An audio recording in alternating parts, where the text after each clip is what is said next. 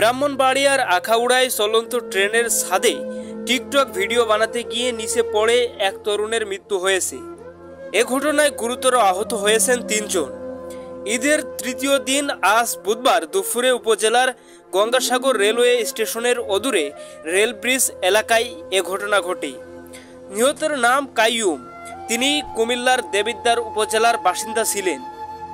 Police ও স্থানীয়রা জানান, চট্টগ্রাম থেকে ছেড়ে আসা সিলেটগামী পাহাড়িকা এক্সপ্রেস ট্রেনের ছাদের ওপর কয়েকজন টিকটক ভিডিও বানাচ্ছিলেন। ট্রেনটি রেল ব্রিজ এলাকায় পৌঁছালে ডিশের তারের সাথে পেঁচিয়ে 4 জন নিচে পড়ে যায়। এতে ঘটনাস্থলেই একজন মারা যান। বাকিদের উদ্ধার করে কাসবা ও ব্রাহ্মণবাড়িয়া হাসপাতালে ভর্তি করা হয়েছে। দর্শক, বুঝতেই পারছেন একটু অসতর্কতা কিন্তু কত বড় ক্ষতি বয়ে আনতে পারে। তাই সবাইকে সতর্ক থাকা উচিত।